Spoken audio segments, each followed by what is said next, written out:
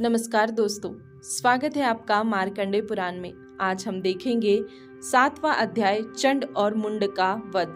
तो आइए दोस्तों शुरू करते हैं। मैं मातंगी देवी का ध्यान करता हूँ।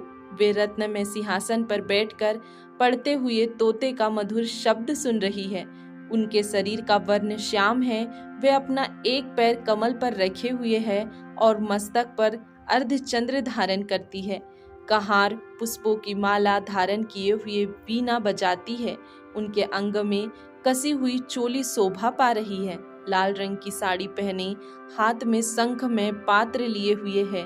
उनके बदन पर मधु का हल्का हल्का नशा जान पड़ता है और ललाट में बेंदी शोभा पा रही है। तदंतर शुंभ की आज्ञा पाकर वे चंड मुंड आदि दैत्य चतुरांगिनी सेना के साथ अस्त्र शस्त्रों से सुशोभित हो चल दिए। फिर गिरिराज हिमालय के सुवर्ण में ऊंचे शिखर पर पहुंचकर उन्होंने सिंह पर बैठी हुई देवी को देखा। वे मंद मंद मुस्कुरा रही थी। उन्हें देखकर दैत्य लोग तरपराते हुए पकड़ने का उद्योग करने लगे। किसी ने धनुष तान लिया, किसी ने तलवार संभाली और कुछ लोग देवी के पास आकर खड़े हो गए। तब अंबिका ने उन शत्रुओं के प्रति बड़ा क्रोध किया। उस समय क्रोध के कारण उनका मुख काला पड़ गया, ललाट में भौएं टेढ़ी हो गई और वहां से तुरंत विकराल मुखी काली प्रकट हुई, जो तलवार और पास लिए हुए थी। विचित्र खड्वांग धारण किए और चीते के चर्म की साड़ी पहने हुए थी। नर मुंडों की माला से विभूषित थी। उनके शरीर का मांस सूख गया था, केवल हड्डियों का ढांचा था, जिससे वे अत्यंत भयंकर जान पड़ती थी। उनका मुख बहुत विशाल था। जीभ लपल पाने के कारण वे और भी डरावनी प्रतीत होती थी। उनकी आंखें भीतर को धसी हुई और लाल थी। वे अपनी भयंकर गर्जना से संपूर्ण दिशाओं को गुंजा रही थी। बड़े बड़े दैत्यों का वध करती हुई वे कालिका देवी बड़े वेग से दैत्यों की उस सेना पर टूट पड़ी और उन सब को भक्षण करने लगी।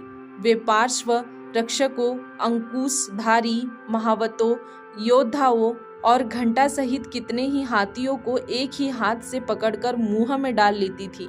इसी प्रकार घोड़े, रथ और सारथियों के साथ रथी सैनिकों को मुंह में डालकर वे उन्हें बड़े भयानक रूप से चबा डालती थी।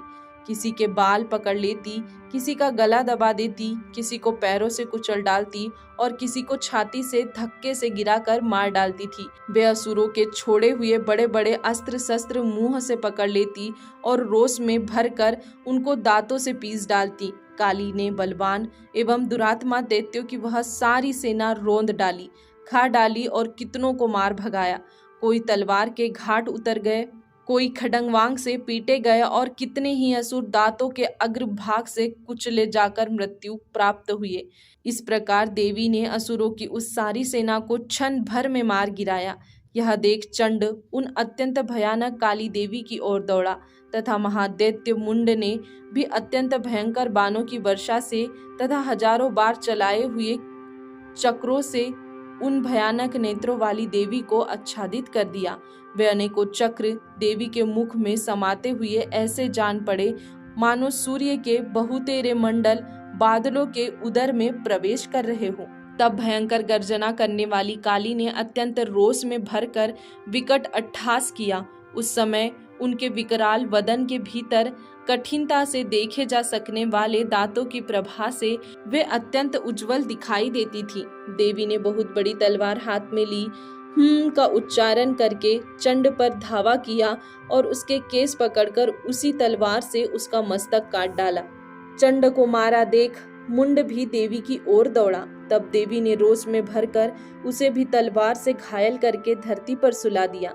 महापराक्रमी चंड और मुंड को मारा गया देख मरने से बची हुई बाकी सेना भय से व्याकुल हो चारों ओर भाग गई। तदंतर काली ने चंड और मुंड का मस्तक हाथ में ले चंडिका के पास जाकर प्रचंड अट्टहास करते हुए कहा, देवी, मैंने चंड और मुंड नामक इन दो महापशुओं को तुम्हें भेंट किया है।